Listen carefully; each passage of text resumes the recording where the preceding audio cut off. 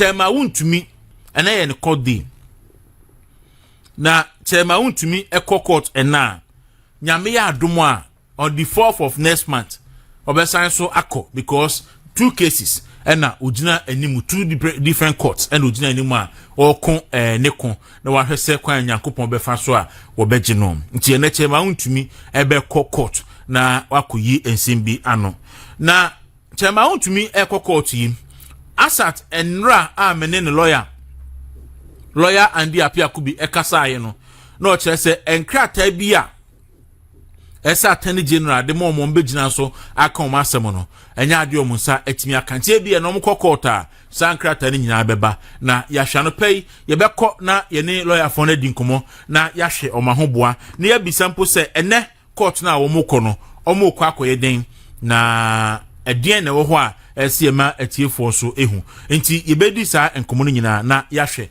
anopei de bonkrata ne ba ko edibai akala mpacho hwe wonkrata ni mu na hwese obehu de obokrata ye friend said the anchor de obokrata no a na wo hwe anchor de obokrata no a asemu a anchor de obokrata no e kan se NDC MP ewa Akrofom a ye friend say Azuma Joseph Azuma anopay the anchor edne ho asem aba ewa the front page na ohwe NDC aban ya da bia ye ka kire mo say settings no edoso na settings no eya too much onsa ka afato so na ye ni nkomo na wo hwe efi last weekend eba no a na wo hwe enkomo a ekoso a okay so the bokrata ni NDC MP confesses I lied about 30,000 Ghana cedi SHS placement extortion. NDC MP confesses I lied about 30,000 Ghana cedi SHS placement extortion claim. Enti medase na MP na dasro ye fe no Joseph Azuma oye Akrofom MP udu oboase side hono a Akrofom amanchem ene aduane ede ne sa hono na ye MP ho na medaso betime ye fiso ena ode abeto edwase na na obi anhye no kwotena asempa FM ena osu o placement ede ama obi na onya nti o na nipa ne ba na nipa ne say ya je na bribe 30,000 Ghana cedis na asem ne ko viral eti e ba sa no NDC fo no akohunahuna no ama MP no aba be ka say afedi e wo twantro na oboa na ye pushi ni feda oso onipa no kro ka asem che no abra security agencies ne ba say onya yi no nipa no wasn't willing to provide information into otwantro na me say who MP no now with integrity is on the line asama okan yi obia nim ayanimusem wo Ghana say SHS placement a ekoso yi grade A schools ni nyina no motunton bribe motunton slot no edman crofo eje bribe obia nim obi ye kan o kan asam no na etu nsi wutere ho obia nim say motunton slot no ena mode je adamude ena mum placing crofo e wo school nim eye non fact me bia phone line sesi a na me say owofo bia utua bribe e de ma obi ma oye placement ma no omonfra menya crofo mom afre but unim NDC abanya e wo su empese ye beka no kre etu ka no kre se ya pa na wababa ye omotanfo eti enim se we no enye ne pe e no de ka na mo ye the pressure akoto ne so ehunahuna no a da bia ka ho asem no yerim se yakohunahuna no enti eso babo nten na obagitum na ye publish no e wo front page se watwa ntro tena se Akrofom for asori anopei na over the years Akrofom for atoaba e de ama NPP na omo ye se omo so omo nsa no mbete no omo MP at the front page enim kakra said the idea bay say uchantro wagu akrofomfo nyina ni mu ase constituency a enipa tim anyonyamfo na omubu ho no ena ampi no agu akrofomfo nyina ni mu ase wagu mu nyina ni mu ase and no wonder because wohwanya ekoso ya endra cabinet issue statement say MOBA announce policy and a government program without cabinet approval. Now, as no, targeted at the education minister, Haruna Idrisu. Now, that would see Asamoah Haruna Kaina. Osi Ghana Mampani said, "Dia ujina bre etie wasa asemi hono. Any Asamoah waka semino. Mi jina so na me declare se fi eneko. Yenfa mother tank enchira de e schools ahodu nyina mu na chese enkomo bi akoso okukwam between mampani no and the education minister no ba asam ne bae no aye hope education minister no ye throw no under the bus ama bana ma cabinet secretary no atro krata the babonten ese afa de wa wunim na obe communicate government policy and our program be enya cabinet approval no wo sa MP no and our sa minister no aban no ene wo ede ena nkrofo ahya ase ebisa se na ebetimi aba ne sen ena minister bi ebetimi aba abonten abe announce a major policy direction ede ama oman no wa bere a cabinet enim ho hwe nkrofo ahya ase kasa se and ya ben nyema nkoye wa banim because obi atimi sori ye ne ope Sam George sori a na watoto radio stations mu Lord nsafo agu ne botum na wonam ho sori a no so de mra bi aba Haruna so sori a oseyan obi a wo tirefo tintin bia no ye nso so oskum ha sei obi a wo yese obi a ye ne ope aban na wo sisi ano ese aban no agija enti obi a ye no pe so aduru baabi a ese cabinet ede krata babonten ebe warning ministers nyina say wa wunim na aban soma na ba be kasa on behalf of aban no wo say nipa no aban no ene wo edi ade bi a ese Ghana for de kwadwindwin mu na Ghana for adwene hu yie and answer it is just the case say before NDC aban ba na oya appointment no ebi kan so Haruna Idrisu any Ghana mampani also say omuntamu enjo e won nsem bi hunti wa shada na odina kwa education because onumse education there hit wo ho said e be ya obigu nanimu asena wa say ni future political career no ana question and nkrofo ebisa ana say ni sitie so now said the bokrata na ba akon dia ba say education ministry no backtrack on the mother tongue issue and draw cabinet issue statement. I am just wondering how Haruna Idrisu is feeling now and how Haruna Idrisu will appear in public now will appear in the eyes of Ghanaians because baby I do know she say the Haruna Idrisu eti ato chok e wa to nkyase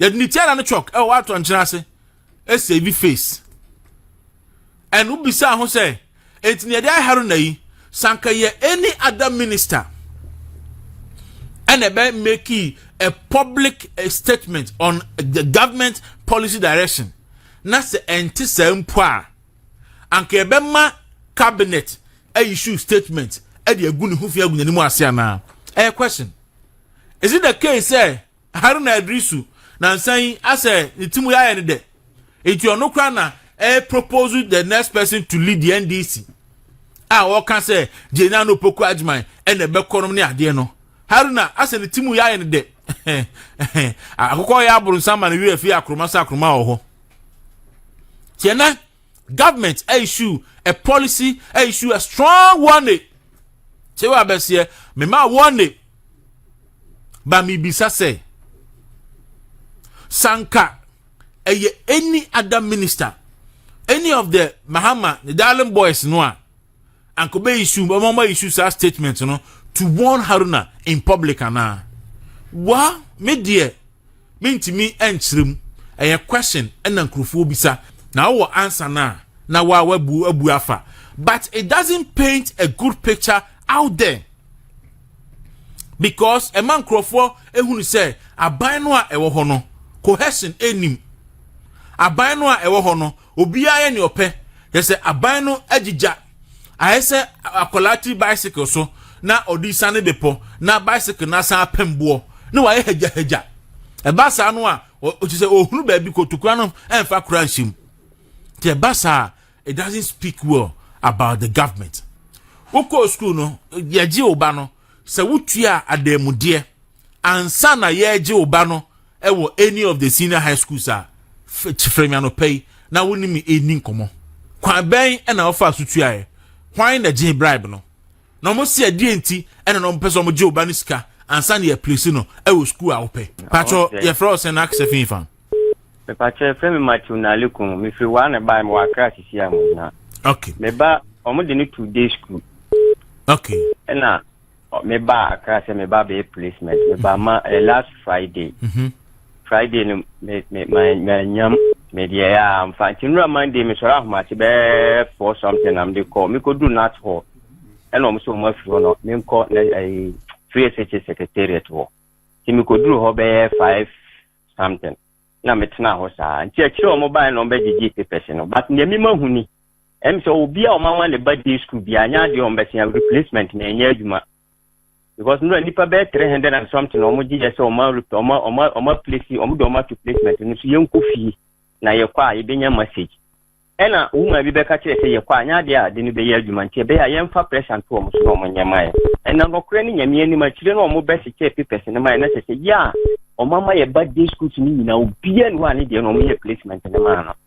Ni omo ka kire so man in room kwara na wie ni tin yenko that school no enya sa de a enya de ankwara no benya school I da say yen ana omo san ka kire say yen san ko back to that school no ne ko kan kire omo so munyi akwara ni dini free system no enti me friend my wife enra say on ko school ho ko duro so teachers ni so omo so omo their hands are tied omo ntimi nya ho hwe enti je say free teachers for no ene betime yi dini free system no omo no de omo to wono de Bibian home bit my tis you come my stranded at Moaka have me. I see. A few way there no. A few way there no cleaning a meaning I had ding. Obano also Obano the to school bang. Oh, Kalu, but when you're day school, and of course, now if you I didn't pay day school no. Day school no be all one honest, but so Obabano, Aquaranzo 14 years. And Oba, but the Obet Nani, no sign Oba. I see. And this is no different district. Almost all to me and your hurry. Almost so much to me, young hurry. And run almost catch them and say, men san call school. It's in run my friend, my wife, and my local school or college teachers in this moment to me, young hurry, because you say no, the BIA, Accra, and on beating my young home, be so much to me, and yeah, but me, a man who say, and say, I buy no boarding house and won't to me, I'm saying, it's a seminar, you think, but when to me, kind of running today, I will and on Mamma, and Nancy, your back up and down. I'm missing right your corner to all out, I'm right for your secretariat. Your baby do, I'm saying, I'm corner to I send on my Nancy, I'm in Nambi could be enough. I see, and two Gusu are cry, I can say. No, has no, I have to see, and to my mother say, may try out with each number who be a man, they may call him no money, a bay yam so power, kind of running to the CBI, and Momano, and I did bit my replacement, Mamma. And when Nipa, you call bet 200 and Nipa repair and on placement in the Mamma, Omocra, a special issue. I said, you know, Mogo to private school. Okay. And how no private school is boarding fee, no, this will 4,000 something. And to know Muntimintia, Elomaba. So I see. It is only Pami and San Juan with me or Modiama. And a no more fire, your man or Momo day school, there's no single person. All right, Mate, Maminti will be so accusum. Your frost and Exp0sing fan. Yeah, your friend Niqui, because a free one. Maminti Niqui. Mitacho, any depart topic, we would have my try, Mitacho, me how pana. Me back no me back to DC in Onua, this is well international school. Now, the statement in enemy call Pandu. Pando no na ka me pe banko ma mbodi anka me pe pa but o man di no mo man no me kwa replacement na almost say just me tia 30 million na 30 million no me go so pando ni nwa no ewa ndi me ko di in the house na onye transfer na mo ba automatic then say nwa ni tamade me na ko o tell me dey 25 million o say it's 25 million 25 million. Ah, when they bisa, when na bisa says cano. Man bi wo ho. O hefa. O pandu ono. Pandu ho. Pandu. Onye kan say on banda tamate mama no. O say be 25 million. Ina mbe ka kire oba na oba ka kire mi say. Say we ni nka na be 2000 kwa. Be me say paman. Enwa na emeya na akwana sati kuna school ya ko yana so amu uniform no 1050 Ghana eno ye uniform ben school ni uniform ankasa school uniform no amu te mo ye we akwana mo me ko technical school okay nti amu uniform no yamano te man uniform 2 school uniform 2 na sadi we ba ko no we that cars I thought we need to back. Only 1,050 Ghana. I see. And sana we but enti nipa na oji 2,000 and sana also sound bani school na ma no. Na o school mu ho ana say ehe oso pando ehe fa kase pando a. Pando we Pando na kwa no onya ai pando le say nipa no office ben no wo a wo Jesus ka no school no mo no school no eno oko mo Jesus ka o to bet ma ya me mi jam wife wo mi jam wa me juma na mi no trade man one day asako nke yes na mi ja oba no na ni ma me akra no na mi be juma oba no ye follow up na and pay an offer no ka me say akwana start school automatic. Okay. All right. Me da say odo de so ba. Hello. Your friend say na access fifa. But your friend me kwabna me kasa fi kumase. Me bra me an kasa me bra nyesu obi. Ni mami no. And say dom koye. Ba kunya me school na rise me bu school ni dia because me person me create control. Ba kunya awaso STEM. One of those STEM schools na kufu ADCC. Na ba ku enya ho. Na yekudru on na say IS officer de ne baba ko ne ka ho. Omo ka che ne point blank say onku hu NDC ni constituency chairman ho. Na yansa na ba ko no motima ya de ama no. I see. In fact, yokuhu no o ka so be jiska. Those can be an answer there but o jiska na ye 2,500 and o jiyen. NDC constituency chairman oho akufo address in school na NDC constituency chairman na eji huska mo de me yakra no zamu nkoto aba mo se mo nkoto en ya se mo no ke me ka te me bra na me bra kra de se ekire no asemo ni pia de ma no na so o mo ye na se ba ko no ye de ne kan na wo da de ni ye de ne ko no da ru se wani en so ka kire e ka me bra bono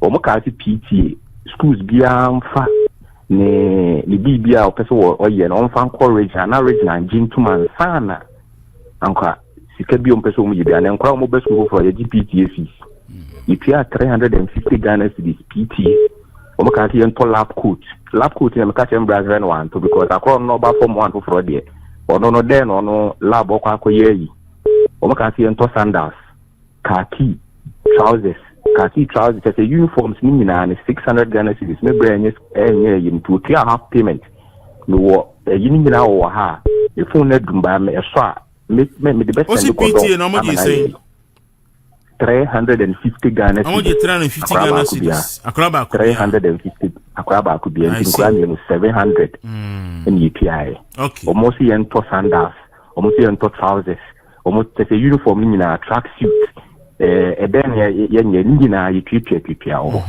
na Kumasi hasi nso schools ni bebrebe o metima bobo bebrebe din godon kra de ni school no wie na ba ko bi nam kwan no so ekoye o mo gigi mowa fi nyina o mo gigi we ye koya na se bai you mate me da se bacho ye frozen access fin fan and the young son dey from ya from bia agofo ni ma Samansa boy. Okay mami ti oja onso ba ko bia na ba ko bi isi akwa no the day on school no yentina nya yinti so wo fie mentina fana nko ade no mentina fana nko oja akwapemo ayi sector ayi abri yes ana also only day so no yada metwa nyeska metaifa untumi amfan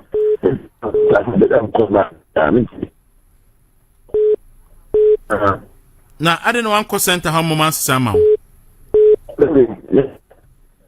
kwa ba ko ni pamta no kore ya tigana kufuado eto kana bo kompe ya ba no yina yen famu sa mo bianka takwa ka be ko abo bia kana na some because you see yempe mbb aban ye penny this all right me da say Pastor Frozen access fin fan Mbacho me fere Alex ni kazefi ashama ne konsumo airtime kwa ashama 2000 omejisa 1000 here for day 1000 here for day 1000 ni for edawa moto ko moto why na just 1000 no school no headmistress school ben ashama say school na almost 1000 na ye den they were akola no ye de nuko otusu school no ye de nuko wenchi enti ye sa no na ye piete school fufuru ene otusu sa school do so ye ko na ni ni wo en ko check ye ko no mo je 1000 school uniform 1.5 school from 1.5 they will go to night time time na ye go mpa ya sire rade ya me kasa I see okay mate me so me da se koto aba oseme nkoto kokonte bo ayedin banchi more bo ayedin koto aba oseme nkoto me bo afu ene wo ne na mame ba ko ne ba eko obi andakufu aro na ne ba eko we no ne yura hwa wachi wasu a na misi wusu wansu ne awote ho no da se bre Dauro se na bokode nyame tumi nti wati atiefo akosem obi di message abase eye no kre ne omo kan nyina eye no kre because onso obi say mo to school uniform but you see hono ncheche mu kakra wo ho esun school uniform ene sono atale a form 1 for no ehye most of the schools no form 1 for no me man no share kaki ene white shirt ene man na check tie no de expected say obatan bia oba school I will provide no de man me that's even though ye kan no eno de o ye obatan na provide no a eno o enye wase de until say aban nana kufa do breso no na aban provide school uniform any house jersey any sa ni man books ni nyina eno na ye twen me first beneficiary of free SHS na do introduce ye no na meba me di no call ye Yvonne ye kwadu school mo ho no enema prospectus on cast on to tom fifi mra no house mistress no echeki ni nyina wie no ena obowura dem no kofa ni ma begu ebentin no so beto account lanto okay school uniform yeah yi I'm say 2 or 3 okay no the amano yeah the amano okay house dress yeah the amano eno mo wo school Friday we say whatever we say school na material no no so yeah the amano enya me say aban de manu bia okay so mano mano house jersey yes ene ni awoka na ceremonial cloth and a school uniform sir me say me de me ba no the house jersey ni de me toy but school uniform na nkasa na ade de storekeeper ne ka kire me say eya na aban tua but this time mo nim say aban de beba na aban farmer nti ende ye ntwen entimutuai na je no de mi ye ntuai na mo age yenye say mai o say ya na aban de ba but mo nim say aban de beba na aban farmer enti aban ni nyam fam ko da bi nyam ko ene won fam ko enti say ama then awofo betua e ba de a na je say omo soso be che de amomo enfroni to sisa aban de bebre mo because you need the matter so the beba so nim date e be school yes enti before say be school nana go for the time no before say be school no na sa anyama ni nyina ye set e wo ho no mo enti se okone ka se yenim se aban no de beba na mfem a enya de aban no de beba na 2024 sabre ya na kakuma bi mi ato aba ne atiem wa ha e ka kire Ghana for say to aba e bo free SHS ho ba yo ton na obitimi kogina se ekufu adosori a wasi wo ye free SHS free SHS ya yetowe ye sei obi say what say ahwe ye free uniform ne say ebeba be from 3 ho baby nti ti o omukoye no teacher for na saka che say abayi or the uniform beba be 3rd year nti omonto e no ma sha ase etontoma wo ba you see say aban no atwa free school uniform ni mu a onka otwem free textbook no atwa mu a onka because me kono dasebre me nim say aban ye wo so me nyini ni me aban ye wo so ipa de me nyini ni enti me a week before some ban be kono me ko school mu ho me say track suit me mato house yes mato exercise book e school no branded exercise books mato me notebooks if you abonten me dia ko na me ko bisa a school uniform no any textbook ho asem besi na yentimi kan no mu bia ho asem kire enti aban ni mu se on to a on kana wo fon sha se nipa ne yempesika e de beto oma wo fon no informani ntu se be provide textbooks wa bra onye school uniform no onim se on to a on kana wo fon anye den en sha se nipa sabri ne yemfa nkoto e books ene ye uniform de gwanya sa de a e ya de bi e be ha adwen that's bre Ebiji dasbin. Ebiji PT 900 cedis. PT Ebiji 600 cedis. Ebiji 400. Ebiji 500. Depending on the school I will call ye. Will call no any on beji. But me who say Endra, one of the papers and pay by CSA, I shall say for head teachers and so mummy yan nintia or more charge unauthorized fees. So what I say. Ain't no free education, dear. That's set ye bia dear. Ebe pinchu. Right, say yes, okay. Say I'm you can. I say no textbooks. We have started getting them ourselves. And we know for your girls. Okay. And now awful in the back of girls. In terms of money, I can't show me say textbook be a map. And to Moamun Pisca and Tomo textbook and all day a home bay. Oh, why experience it? Deru onu hu say eba and or born who by. Deru, how will you feel say Obabeko class na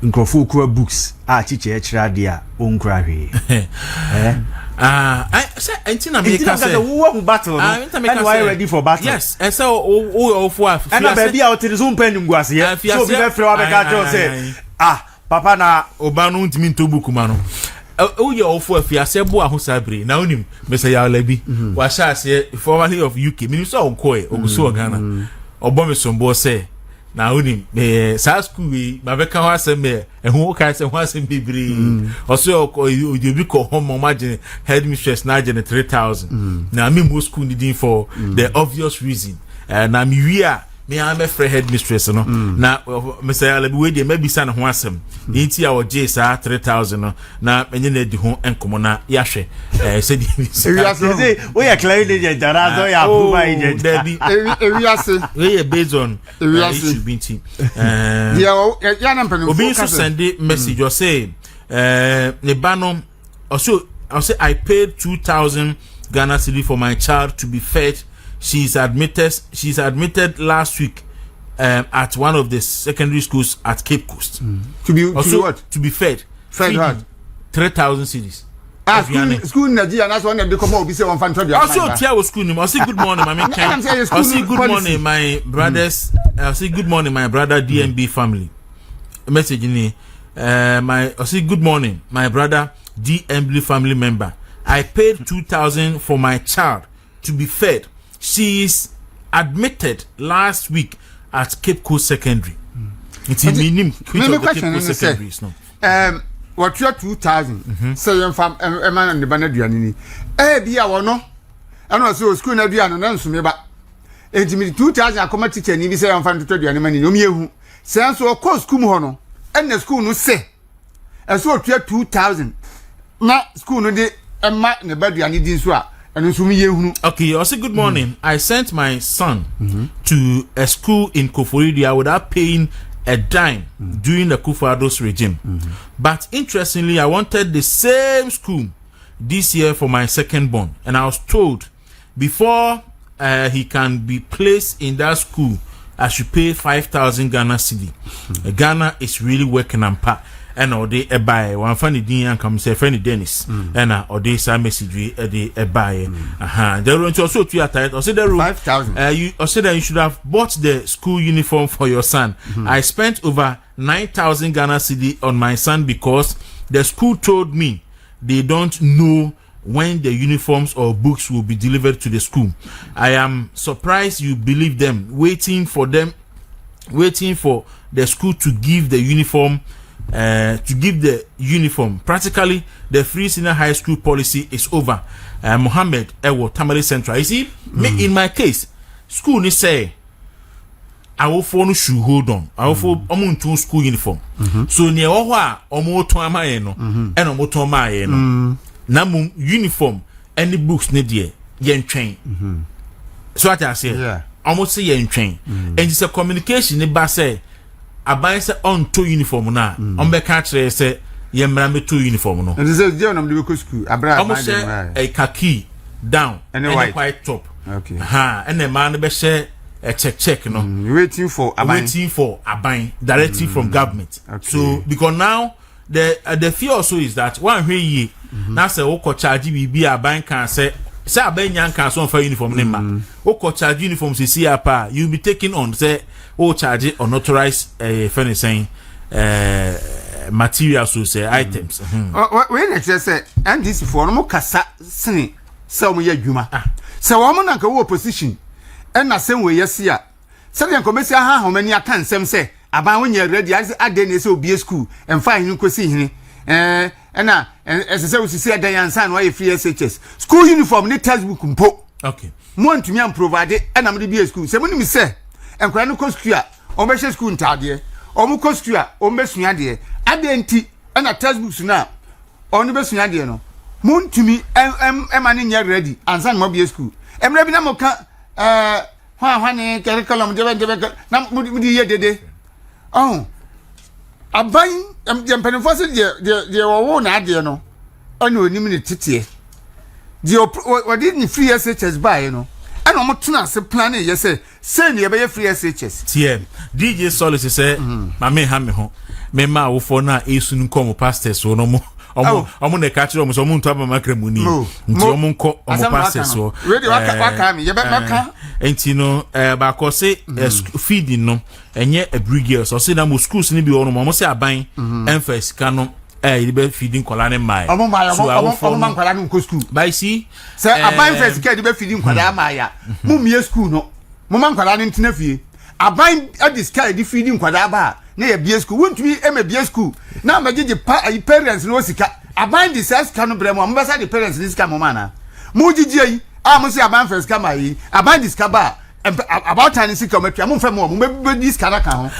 That's the mama kwa homa no so mra ye beto asa discussion we so na mum mama kwa homa no so na me ne lawyer Andy Apia Kubi eni enkomo ono ene chema untumi lawyer ofa ba cho na ho tisen yo ya be dum bia boko ye de nyankopon ase ye nso ye ho ye papa ja na anu amukọ yi aye sha ase yi bu nanu a ye hwe ye yi so na che ne ena chairman ebesan akọ back to court na wakwaku yinsembia no wadaroma enembe kwa court said ajeje ne kan na no a Yamia Duma, and then your boy went up Kwasayeko. Okay. Yamia Duma, and they call to the trans. You. What I remember, and then more cocotti, a dear na more coye. And then, like I said, your coye, be a friend of case management conference. Now, case management, no, I don't know if it's coye, court to first with the assembly. And this one, prosecutor no be so and SBSA prosecutor no be chire court no be so akanase kada na ekoka sa se bi na and what do I be dia se bi no and as for do I be from share pay you be se dia se bi ni ba sa na kede se ekoka mo se na answer no court no never require last agenda no court really said attorney general and father do December really a friend discovery no every 7 days before academic group now and because it be sabi I can say and some cancer and gratan which is a court to what that no court here attorney general will so until mayor equity but what you know but they say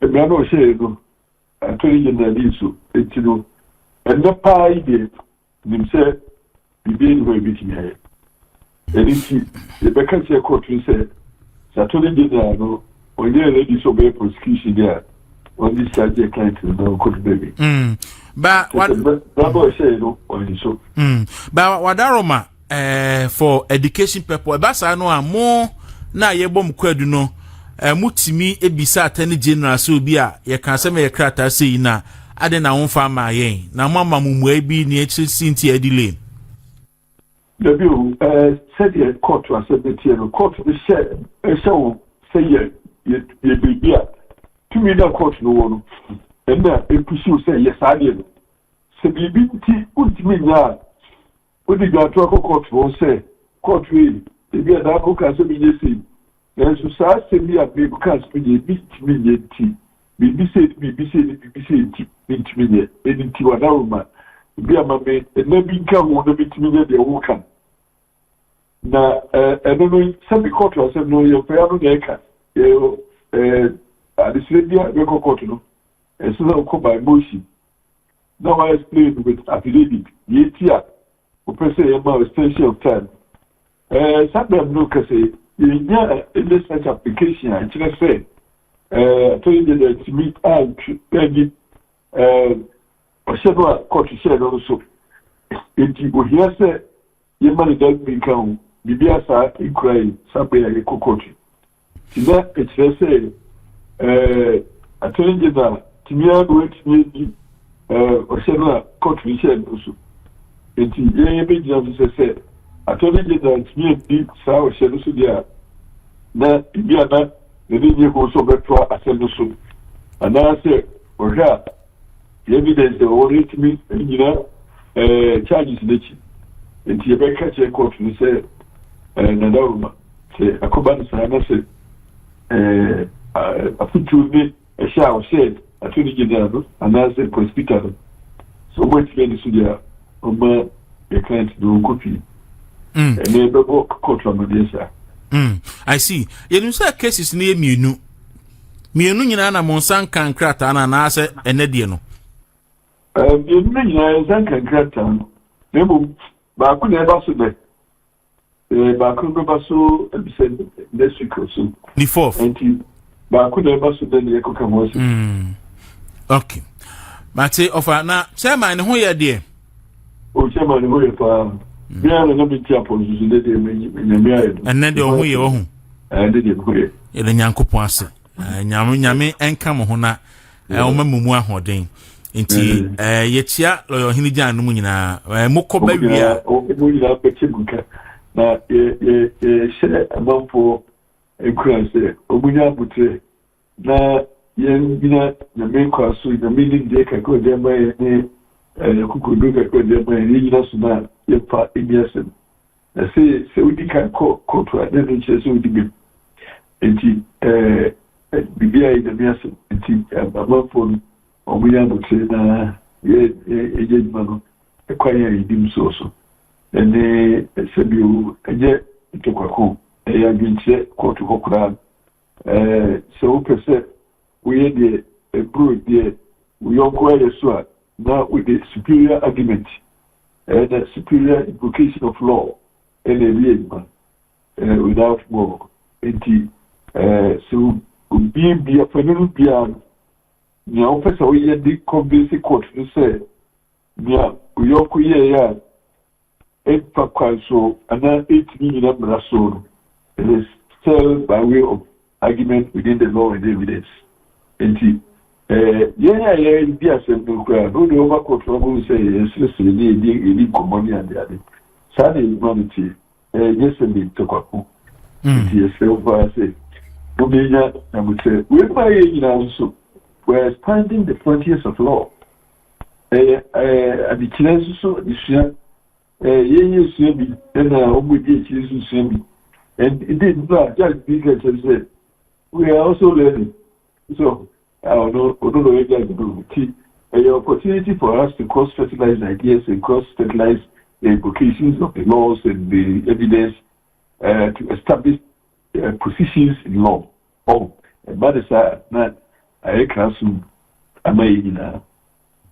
Oba, that's asema okay na asase ho asema bana krofu ya court na se mo akon akon mu ko du court wie ya afi lawyer for me nu na omo sesre na ba client ba ko bu afu se obi amafa ase kodi asema mi akwa na wo ne lawyer obi mi metanfo ne lawyer mo ko se mo ko wi asem ni mama ensi enti ono fo se said the ono bu afu odi ntokwa ahia ne se sa na lawyer no so di ntokwa no hia wo mo ba onim se enye ne sa ye je ne sa o na na court ba queen na mami be kana na mi fambo Dr. Chieftaincy abasu obatu because no say ejase bi ejme ya na pelifu ejase pelifu ni ntiso bi a pelini de ukomwache eti obatu because no betiam bi bokomo na ibi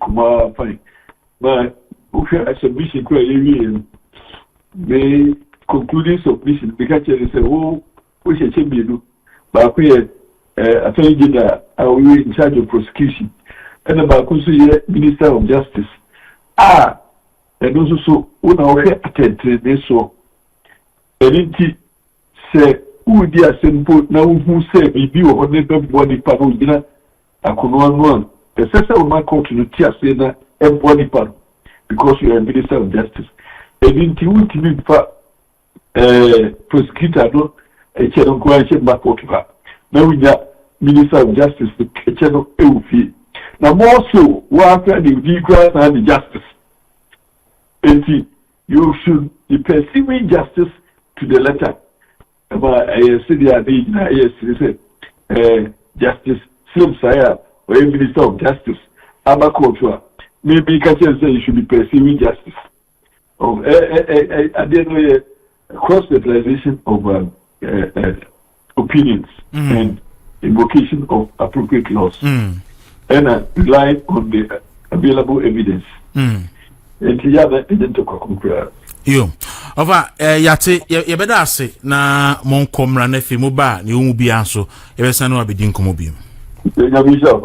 All right, Ashanti yera Andy Apia Kubi lawyer ema chairman wuntumi enti da se bra ne koka obi bisa say mother tank we so be sending message saying any say aban say you see e ho na akofa nsem nyina aba no say Haruna say so nim omampani Mahama din komu se sen na mampani so agitum se yemfa mother tank no enchade say akola no ne kasa ne maame wo no ne kan no and no kra no argument one basically that's the mother tank na ni wum say akola ne kasa aye di twa ne fruma ebi nso so kan say say na tie dia efie bi wo ma ye nka kasa bi o mka brofon nti ende brofon so na edi twa ne fruma nti ende woni ne nka brof but basically enye sa na tie so wo ya asantini a o kasa ne asante twi woyɛ akuapem ni a wokasa ene akuapem twi woyɛ dagomba ni a wokasa no na me de me kai se mampani kofo bre so there was a policy say yenye English 70% ni yenye other languages no local languages no 30% na nkola ne ntiase so directive haruna issue na no na minwi asete papa because na ka cultural policy no can you hear? No, mampani de na. Mampani ko for de. Yeah, na kan sa kan cultural policy no. Because that's really unkola no koko ayi pa basic school ho no a.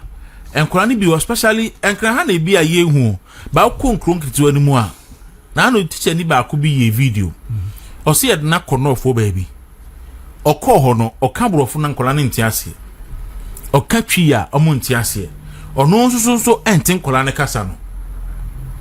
Enti fan se bia dagomba kasa ne ana hausa ne omoka wo ho a yedna ko ho oya santini oka santi kasa enkola ne ntiase oka brofo a enkola ne ntiase ena ono nso enti hausa no na oni omaka na we kwachiri na no minu nyina ni ha ena uja fufure se bebia omde na ko no ampa enkola ne nti kasa ampa enti we omunyinu mfiri ho because ono no baby omde na ko ne ye krobofu mu em se ho ya pa manya krobo good baby omde na ko no ono no wante krobo enti twi ene English ene woka oka English na nkwada ne nti oka twi ya nkwada yi nti ono nsusu de nkwada ne tie so ono nsusu nti budget na ko so nko kira de enti kwan be no be fa so a obetimi a kire sa ade no amna yeye Ghana hana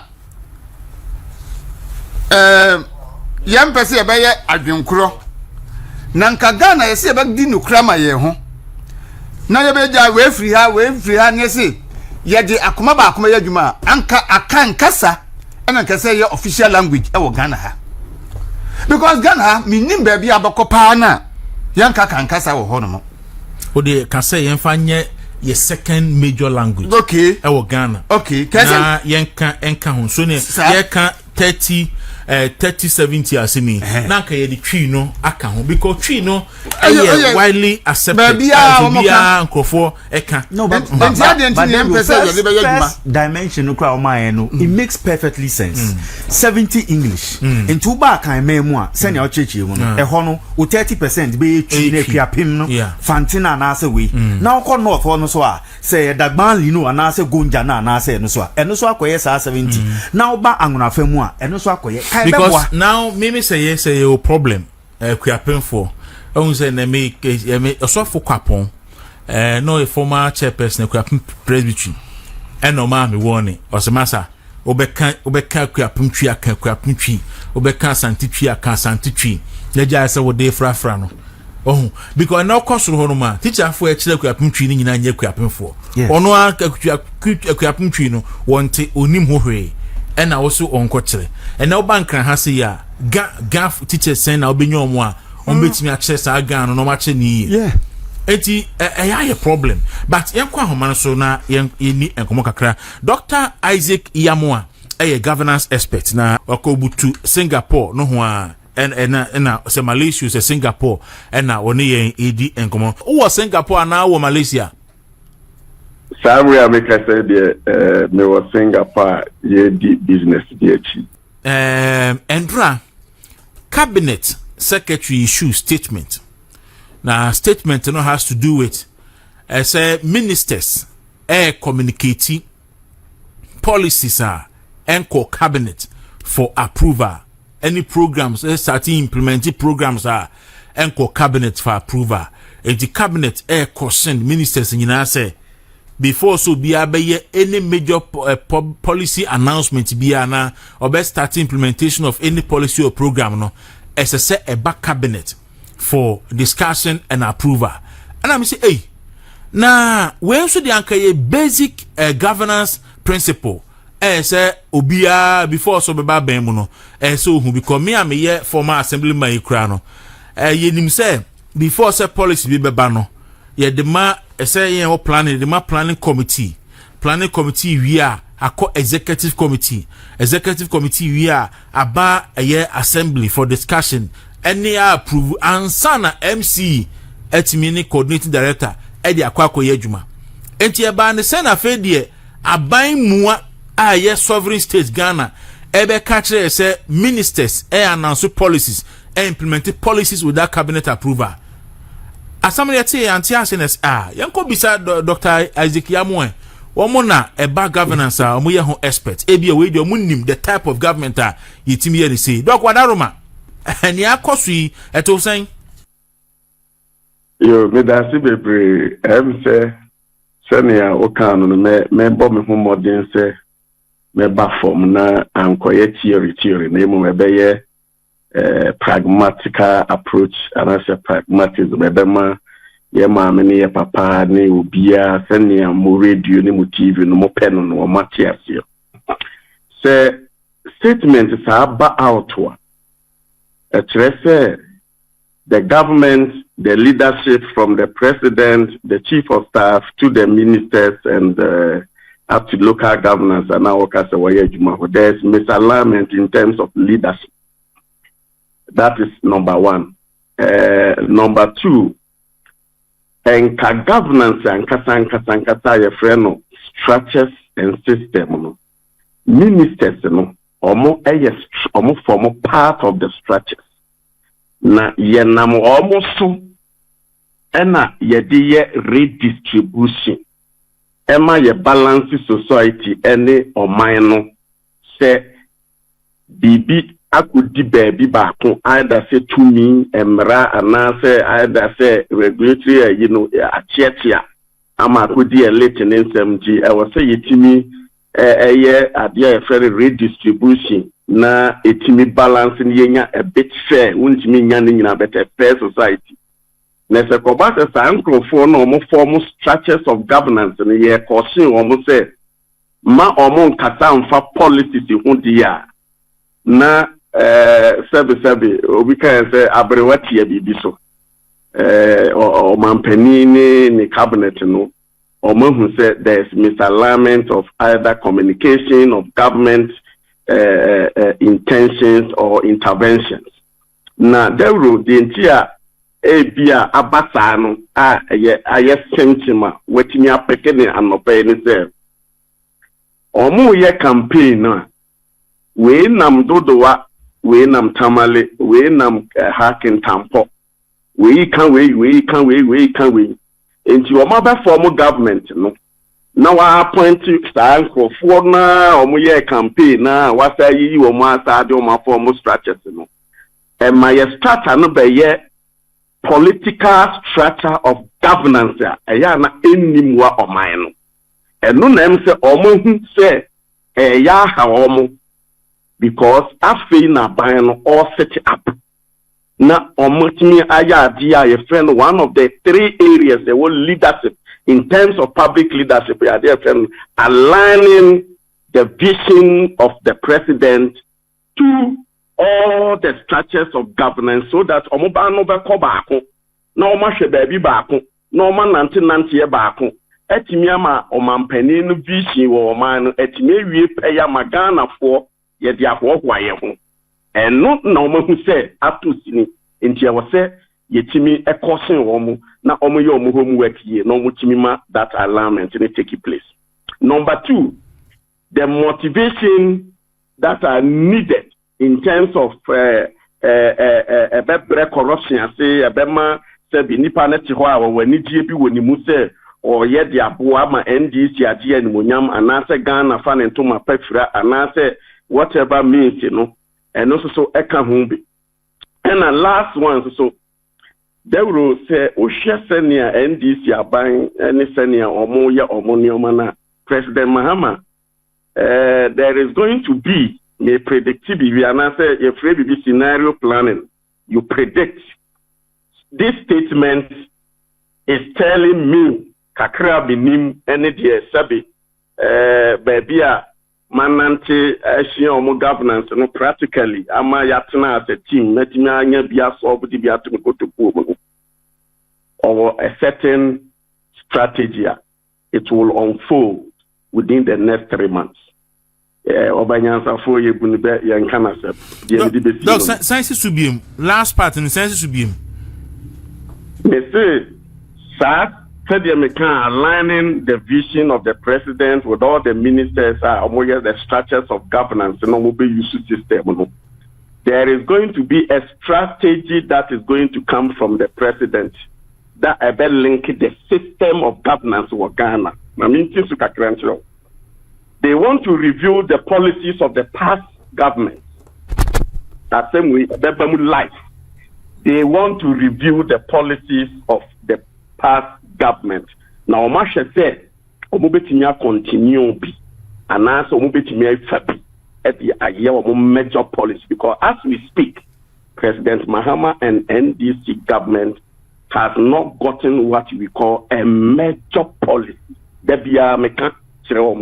You need to define, you need to formulate, you need to begin to move from theory to programs to projects. That will be a major policy.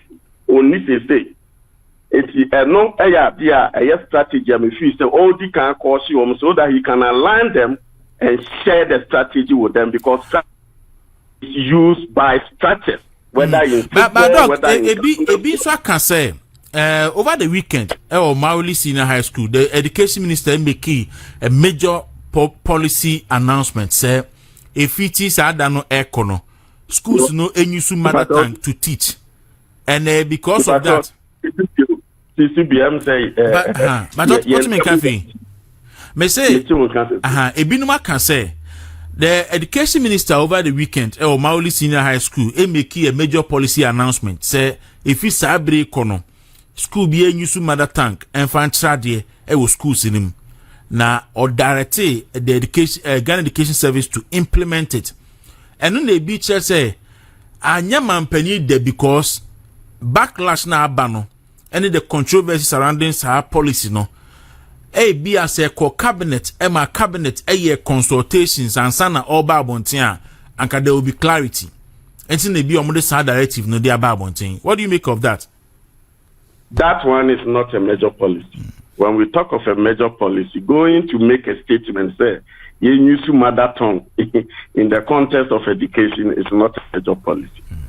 It's just a statement, and your major policy. And the Makano, more media, more from an into form. There is misalignment within the structure of governance of NDC. That is one of the major causes. Now, my body be fair. So, I was a summary. There is incidents of political tension. Ghana, 3boboba, kakra, because opposition is die. Omu lusu, abano, omu koyeno, ehumbo omu, suro kambi, obi also etika kakra finances, obi also allegation of corruption. Inti ebase nana bema nye bema bi no odun so gu no ho. Nemu mo kota ba bia hu se ehwe ni kutreye mo afi na bema ba forward. So the MPP people are repositioning, they are reorganizing.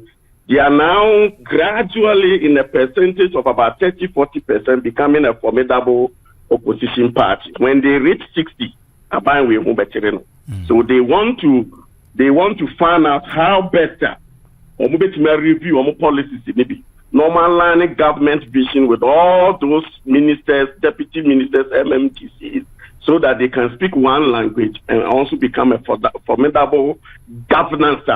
A bit in our opposition drew the level now, overcome. And President Mahama is really getting it right to stop them and reorganize. There is going to be a strategy within the next 3 months, as I see, and it will unfold. Let's watch and see.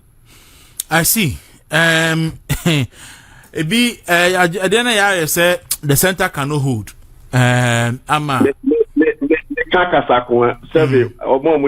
Badrima for Ghana said Dr. Yamo Akasa. A space. Public space in the year 79 boss of Gaga. Ukano Kasako. The Otias here, no Atias, the on Tias here, no union is a better basic American, a basic paper. I see. Education, baby a dog, more researchers ceremony are there no. She say, a baby a bar, and said, yeah, or pursue treaty the education sector. Way she say, and if education ya baby before some fro, ye didn't come on, ya Jewish cow ha, school uniform my, books with my, I will fool who say ye taught and I am, he say, and any ma quack basa. da bia no aban bia ba gisod ne saka education sector se obeye reform bi ewo ho moa ye humasua ana. If we say education is one of the major areas, we are seeing aban bia di na nishe. Ubo bibi ti sa agriculture aban onyefu. Education ya aban bia we are bia asedie se oman ni mu yeteti nipa ema o empower mo with information. Na sa information no eno the best setting ni free. Ama obaba ye thinkable individual ono so betimi add up ni nimdie bi innovation bi technology bi advance no timidi advance in the community in the society in the mind enti ye key say education die utimidi resources say den ekoho na unim fake wo mu ni say we ya ban na bibi ti say education upe say ye extraordinary na ya kono na ye fe na ubenya educated Ghanaians that are skillful to manage your economy and advance that society now. And was say ultimately use about 30-40% business minded, and that's a business acumen. It is not all about those things that you governance you say na ayet tradition in this Obasha Akufo-Addo's government, His Excellency the past they were doing a bit business way of managing the free agents because baby obenya sika na free no e was say etimi kan ema oman no baby so lose and me person me bo baby na aban ni lose e wo free agents say e be man ayeye and they were able to make it well even though the opposition were saying there was not infrastructure, there was not that, but when we take it over, even with the school placement, I was able to identify how they are struggling with the free agents at the moment. Because the strategy was to put them in the C school and make sure that they occupy all the facilities. Now, Sebi, at the time, on less congested, and there was tension on the A school and then on the B school. So they assume, say, once they also start from the base, now, a very level A level, A schools, ama yetimi ayeden enyano senior omoyano, but it is not working. Why? It is not about the infrastructure. It is about the quality teaching, the processes, the input. The Bama we peer free, senior high school program na a major policy. No be peer na or namun knabon now. When you're confident one and now nam Germany and now if you are Singapore, how you're confident ya ukuta skill be a money draw confident to face the realities of this world. That is the essence.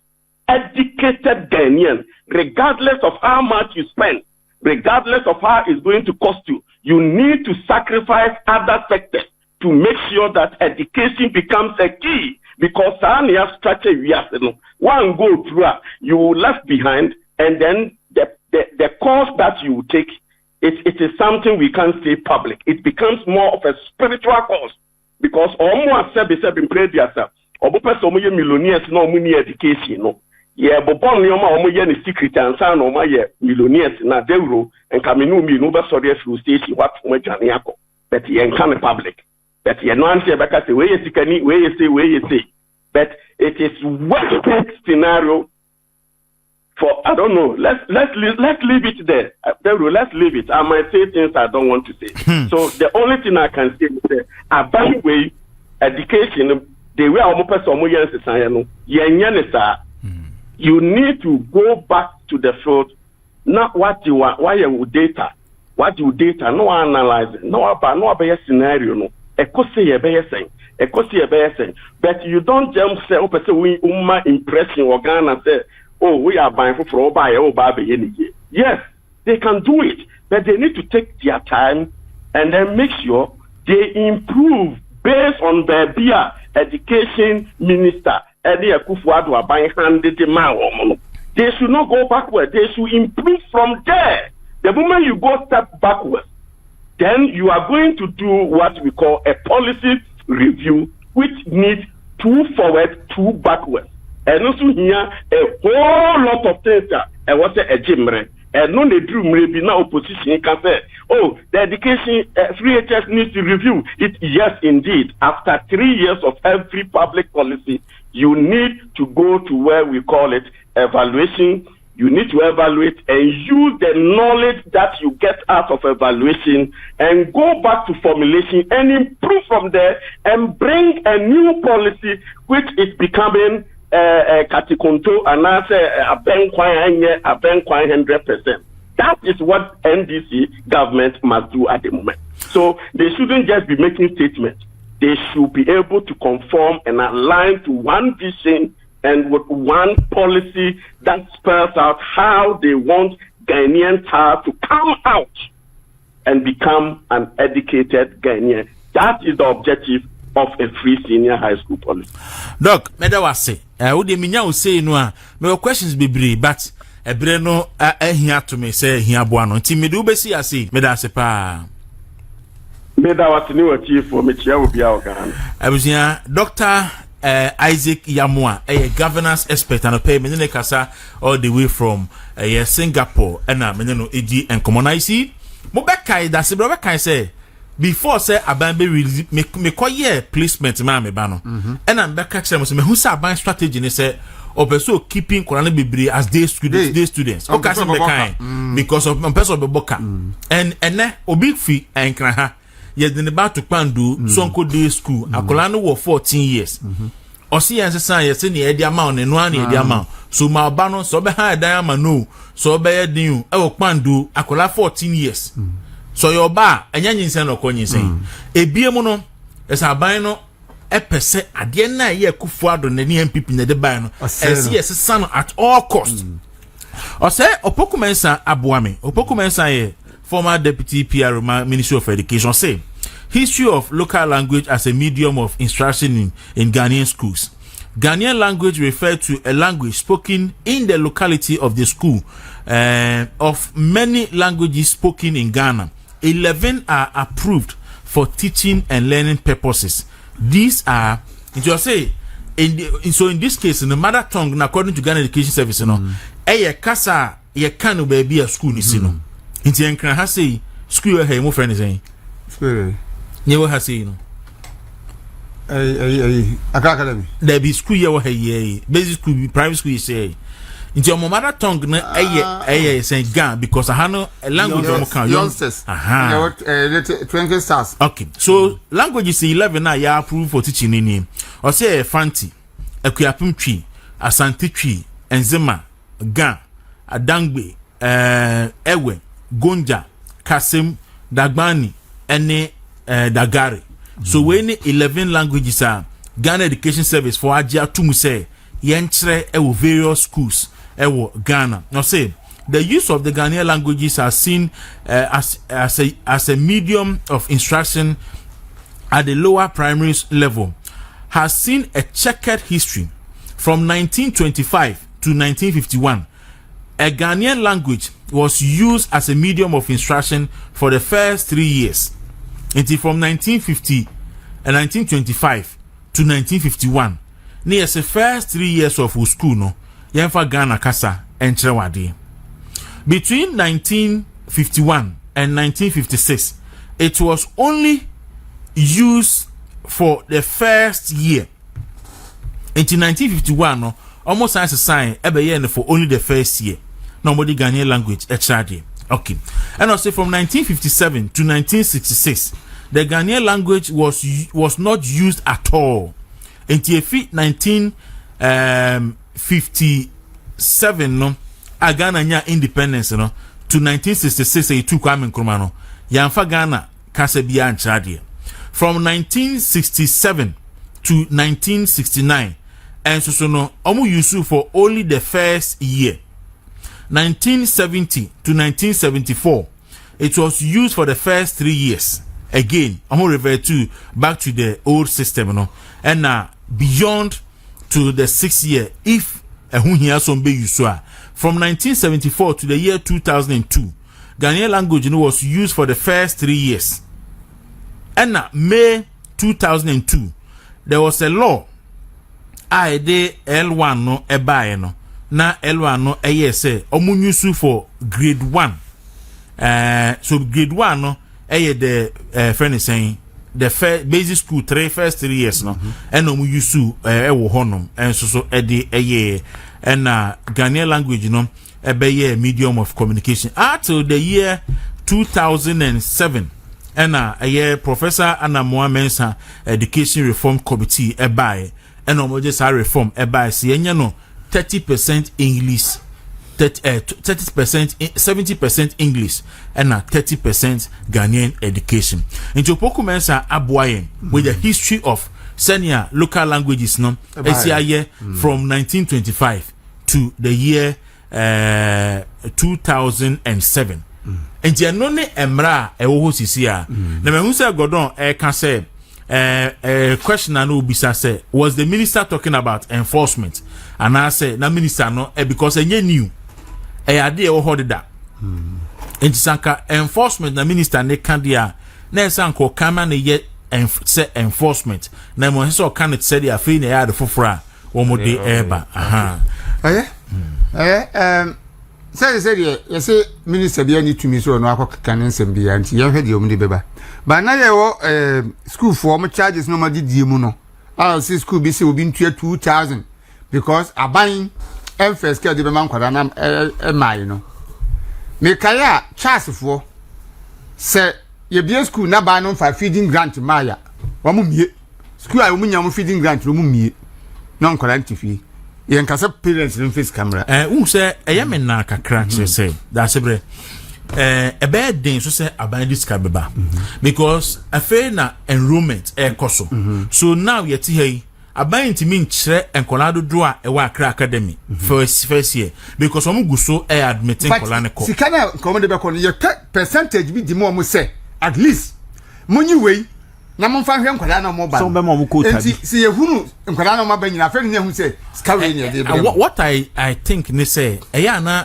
school no rely on their buffers no to take care of nkwada for that maximum of about a week na omahu say bi ankola number ye nyeni so they can take care of them and you know a headmaster really be na chese bonne ba fa no okay say enkwara na mo call school back no madua na na sa be fa no hin fa bi enti ye ba fa sem eye ba no na say we say me no ya adwen but see na ye person ye wo mo school we me no ya adwen that's right but enkola teacher for ni be headmasters ni bi aso mo ho bonne dodo o mo so mo bonne say joma ma ka kire Ghana fo nyina say o discover mo ye discover mamo na mo ko amasa ma adwem na mo ko malata na mo ko ashama market na mo akotom ponche moto agbelema moto hwanhwane na mo de akoya aduane ama nkwada na di ebi say aduane akufuado edi maye ma no menkra man kure ni. That was President Mahama when he was in the opposition and panima obedi president da etumi kogina bontin ma se we pie ne numbai ye nya panim bia ma na condemn de okan ye no obi a wadi president da bitimi ka kire say aduane akufuado de ma ye madi no menkra man impo amfa mo mu ni eti me hu so ma chance ekoka frefre schools no so headmaster kwa obe charge unapproved and unauthorized fees no ana bibia no waso be eno na akufuado breso oh yeah NDC for the dia akufuado aben yatamwa se if I make say headmasters bi okwa edimotu omo ebinum ye Simon be ye teachers e classroom near there for charging unapproved fees Dero Jujoma was started then I started here. Only pako ba bontin be ka so akoti esika. So ba bontin abetia se. Say obwa. MP mu a. Enti say system e wo ho no say wo pe ti say mami ya wo kan say ni be ko hoyi. Say uni sika say ho ho ano be ko. Abeko. Enti say headmaster e ka cho say bi ni wo na wo pe a. Say headmaster no musa. Una ba be hu say no nye esone no say ope admission we di omo ya admit omo wi no o say me GPT 900 cedis for feeding 1000 bra for feeding 2000 bra for that's be me for say bra eno ne ye ka wan no die oh the render asha say o ba eno ye unapproved yes what your guestings for the no me ntie eno ye oh say any holy child I think it was na social media last week 600 ne for IBG 900 yes IBG 900 we dey can say what you say enti asha say no eno say akọ social media ye call cabinet yi hwe nsem a ye kan wo ho selective justice inti yanka wo ho yi ne ma hu se Jesse G e wan ka hwe Dasebe G wan ka hwe me so be bi gradually that is how it's going ha adwen kire say ba say no a na fe na omubehwe ampani Mahama wo position no Senator Dasebe kan no o me ba me discan message afo no o buy less than 1 month afi de o se massage me de ma fast talk for so mo no monye ebia wo ye ntirikese Unim, I'm reliably informed say sa contract ko nyina mo de ama constituency chairman no worth baby senior high schools ni nyina won de ama mo supply aduane e fa mo enti na odimri kasa aje no no so wadada o ye headmaster then nti na o ye politics school etia MPP abanya on so you ba wa kwa se te ho na ebre enya headmaster no pressure nya no ho na esi ni so awofo na ebre enti headmaster na awodi obotom sika benya no na adoko yesa no on so pani aduodi ayu before say beko no me MP Idrisu I mean say Idrisu Azuma